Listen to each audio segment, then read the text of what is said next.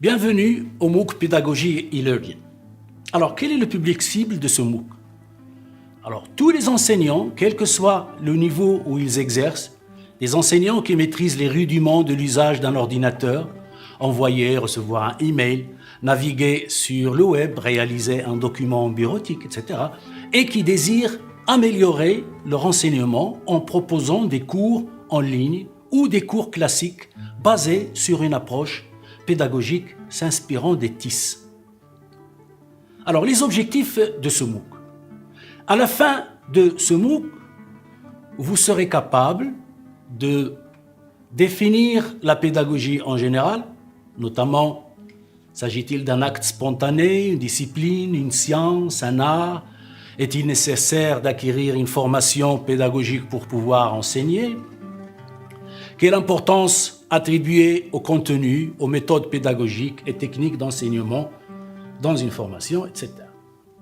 Ensuite, amorcer une réflexion sur comment tenter de comprendre la nature et les mécanismes de l'apprentissage afin de rechercher des éléments de réponse.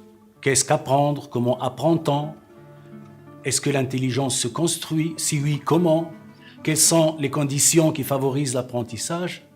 Etc. Ensuite, approcher une définition de la notion d'objectif pédagogique. Rechercher les raisons, l'intérêt, l'utilité d'une pédagogie par objectif pédagogique. Aborder quelques critères ou règles de formulation des objectifs pédagogiques.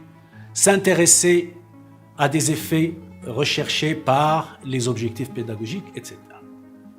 Ensuite, connaître les principales étapes de la scénarisation pédagogique dans un contexte de formation en ligne. Notamment, identifier les types d'activités et de ressources utilisables en ligne, identifier les outils auteurs disponibles, savoir déposer dans une plateforme d'enseignement à distance un module réalisé avec un outil auteur, etc. Alors, chaque module du MOOC Pédagogie et e-learning se compose d'un certain nombre d'éléments. Alors, ce qui compose le MOOC PEL, ce sont des séquences vidéo de 5 à 10 minutes. Le mieux est autour de 5 minutes.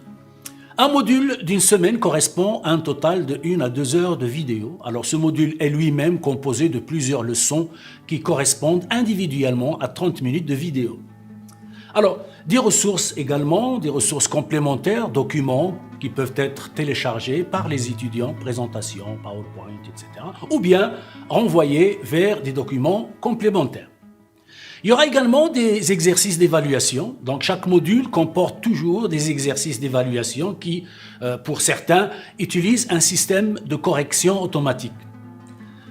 Et là, différents outils sont proposés sur la plateforme. Et il y a donc ce qu'on appelle des quiz, donc des questionnaires à choix multiples, des questionnaires à réponse courte. Alors, ils sont programmés automatiquement, c'est-à-dire qu'ils permettent aux étudiants d'appliquer leurs nouvelles connaissances à des problèmes et d'obtenir directement des commentaires sur les réponses qu'ils ont choisies. Il y a également des outils d'interaction, par exemple, pour créer un environnement d'apprentissage dans lequel les étudiants se sentent accompagnés et encouragés par les enseignants, mais aussi pour permettre des échanges avec les enseignants et les autres participants. Alors, plusieurs outils peuvent être utilisés dans le MOOC. On a bien sûr le classique email et les annonces régulières, mais il est également possible d'envoyer des emails ou des annonces qui restent visibles sur la page d'accueil du cours. Bien sûr, il y a les messages de bienvenue, le rappel des échéances, l'information sur la publication d'une nouvelle leçon, les questionnaires. Mais il y a également les forums de discussion.